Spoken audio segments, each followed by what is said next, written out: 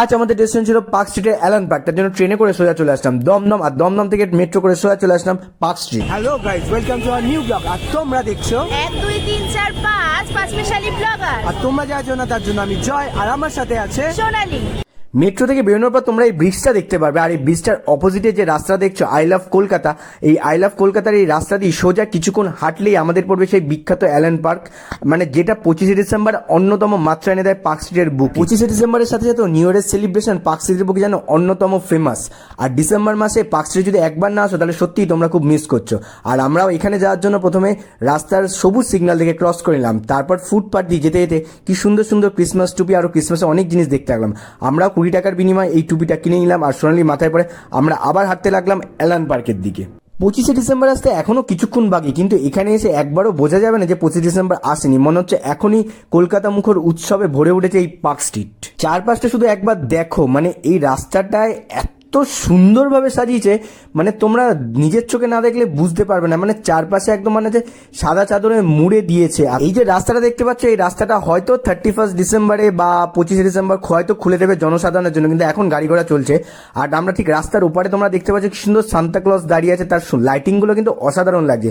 আর এদিকে দেখছো একটা ক্রিসমাস ট্রি, মানে দারুণ দারুণ লাগছে। আর পুরো রাস্তাটা একদম পুরো সাদা রঙের লাইটিং দিয়ে পুরো চারপাশটা মোড়া, মানে যেদিকে দেখবে পুরো ব্লিঙ্কিং করছে চারপাশটা। আর মাঝখানে এই যে মেরি ক্রিসমাস লেখাটা, গেটটা না অসাধারণ, মানে এই গেটটাগুলো দেখলেই মানে একদম চোখ মুখ ভরে যাবে। আর মাঝখানে মাঝখানে এই লাইটিংগুলো আলাদা অন্য মাত্রা এনে দিচ্ছে এই চারপাশটায়, যাকে বলে।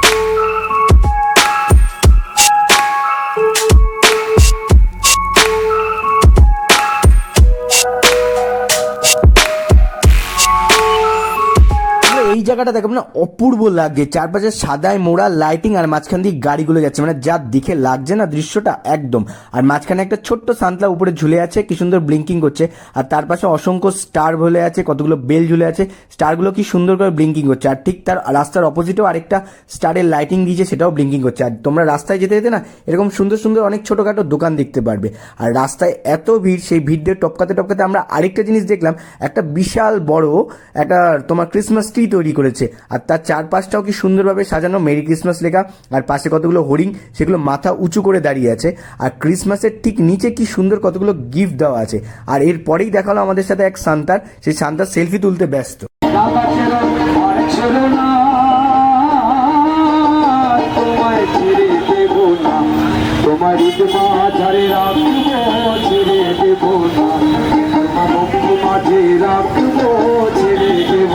আর এই সমস্ত দৃশ্য উপভোগ করতে করতে আর সুন্দর লাইটিং দেখতে দেখতে আমরা সোজা চলে আসলাম অ্যালান পার্কে। আর অ্যালান পার্ক ঢোকার আগেও তো মানে এত অসাধারণ লাইটিং দিয়ে চারপাশটা সাজিয়েছে না, একদিকে ক্রিসমাস ট্রি, একদিকে লেখা মেরি ক্রিসমাস, একদিকে কি সুন্দর সান্তা ক্লজ মানে ঘোড়ায় করে দৌড়াচ্ছে, মানে চারপাশটা অসাধারণভাবে সাজিয়েছে।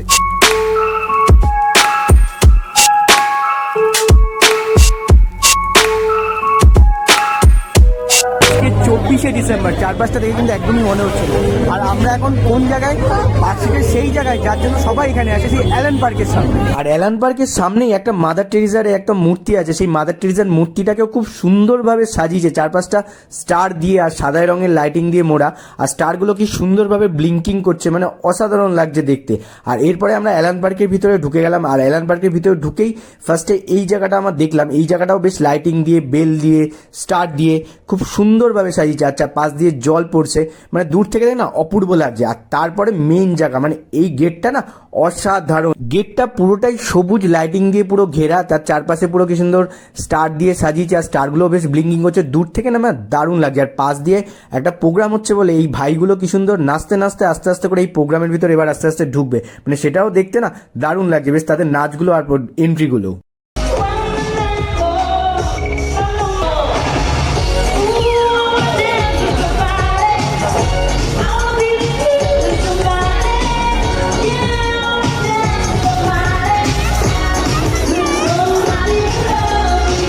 আর এরপরেও আমরা আস্তে আস্তে প্রোগ্রামের দিকে না ঢুকে সোজা চলে গেলাম এই রাস্তাটা যেদিকে গেছে, মানে গেটটা এত ভালো লাগছিল তার জন্য একদম শেষ অবধি দেখার জন্য হাঁটতে হাঁটতে আমরা এই গেটের শেষ অবধি গেলাম।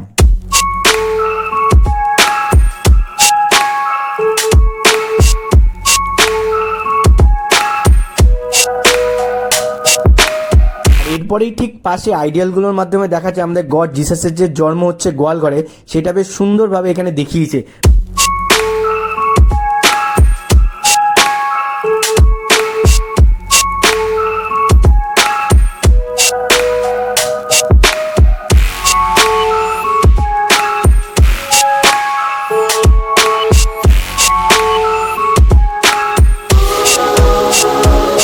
আমরা অ্যালান পার্কের ভিতরে ঢুকলাম। অ্যালান পার্কের ভিতরটা খুবই ভিড় ছিল, এক সাইডে প্রোগ্রাম হচ্ছিল আর প্রত্যেকে এই প্রোগ্রাম শুনছিল, আর চারপাশটা বেশ এত সোজানো গাছানো ছিল, প্রত্যেকে খুব আনন্দ করছিল, কেউ কেউ মানে নাচছিল, মানে চারপাশটা না অসাধারণ বেশ লাগছিল পরিবেশটা, মানে আর চারপাশে এত সুন্দরভাবে লাইটিংগুলো করেছিল, আর প্রত্যেকের সাইডে কেউ ছবি তুলছে, সেলফি তুলছে, বিভিন্নভাবে সবাই বিভিন্ন রকমভাবে ব্যস্ত হচ্ছে আর এই 25 ডিসেম্বরের আনন্দটাকে উপভোগ করছিল। कभी खुद पे हंसा मैं और कभी खुद पे रोया। অ্যালান পার্কের একটা সাইডে বেশ অনেকগুলো খাবার দোকান বসেছিল, বিভিন্ন খাবার দোকান, তবে আমরা একটু রাত হয়ে গেছিলাম বলে যেতে বলে অর্ধেক খাবার দোকান প্রায় উঠেই গেছে।